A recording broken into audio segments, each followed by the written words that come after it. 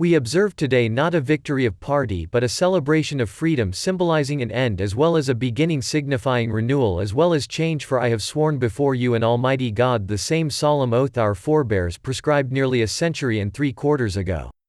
The world is very different now, for man holds in his mortal hands the power to abolish all forms of human poverty and all forms of human life.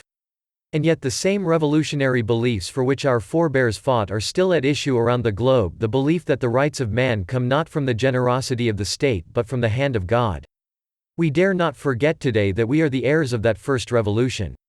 Let the word go forth from this time and place to friend and foe alike that the torch has been passed to a new generation of Americans born in this century, tempered by war, disciplined by a hard and bitter peace, proud of our ancient heritage and unwilling to witness or permit the slow undoing of those human rights to which this nation has always been committed, and to which we are committed today at home and around the world.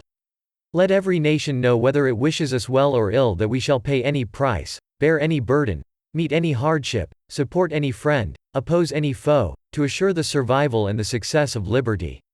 This much we pledge and more. To those old allies whose cultural and spiritual origins we share, we pledge the loyalty of faithful friends. United there is little we cannot do in a host of cooperative ventures.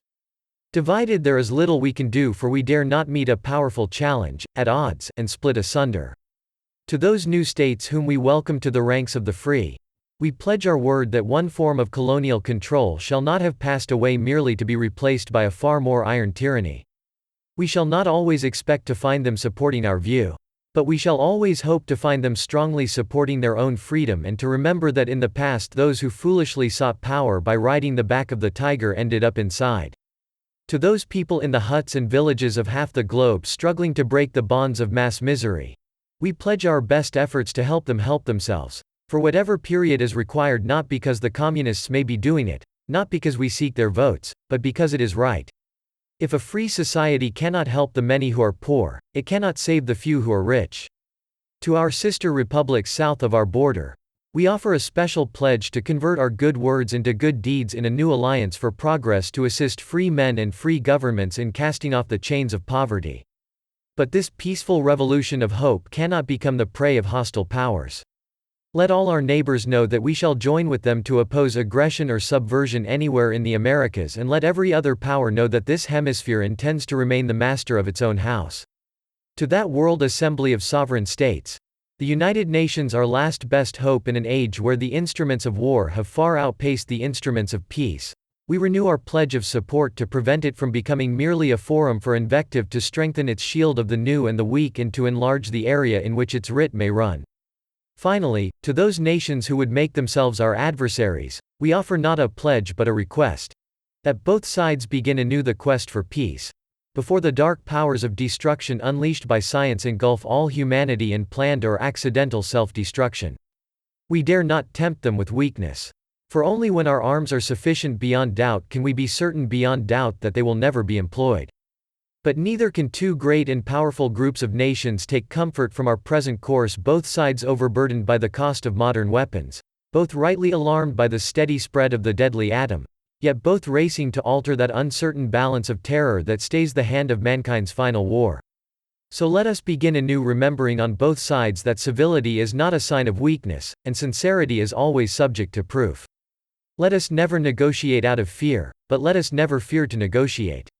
Let both sides explore what problems unite us instead of belaboring those problems which divide us. Let both sides, for the first time, formulate serious and precise proposals for the inspection and control of arms and bring the absolute power to destroy other nations under the absolute control of all nations. Let both sides seek to invoke the wonders of science instead of its terrors.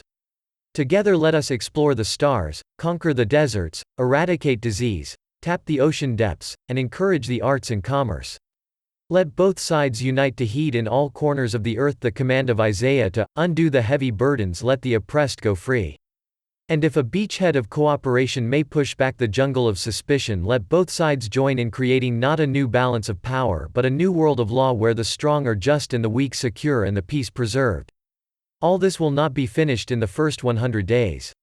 Nor will it be finished in the first 1,000 days, nor in the life of this administration, nor even perhaps in our lifetime on this planet. But let us begin. In your hands, my fellow citizens, more than mine will rest the final success or failure of our course. Since this country was founded, each generation of Americans has been summoned to give testimony to its national loyalty. The graves of young Americans who answered the call to service surround the globe. Now the trumpet summons us again, not as a call to bear arms. Though arms we need, not as a call to battle, though embattled we are, but a call to bear the burden of a long twilight struggle year in and year out.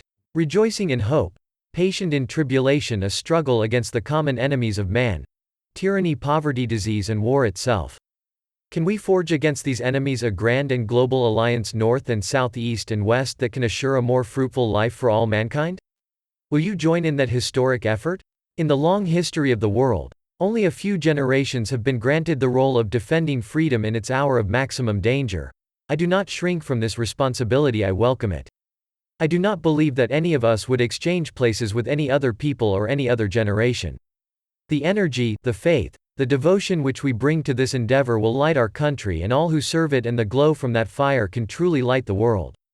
And so, my fellow Americans, ask not what your country can do for you, ask what you can do for your country. My fellow citizens of the world, ask not what America will do for you, but what together we can do for the freedom of man. Finally, whether you are citizens of America or citizens of the world, ask of us here the same high standards of strength and sacrifice which we ask of you. With a good conscience, our only sure reward, with history the final judge of our deeds, let us go forth to lead the land we love, asking His blessing and His help, but knowing that here on earth God's work must truly be our own.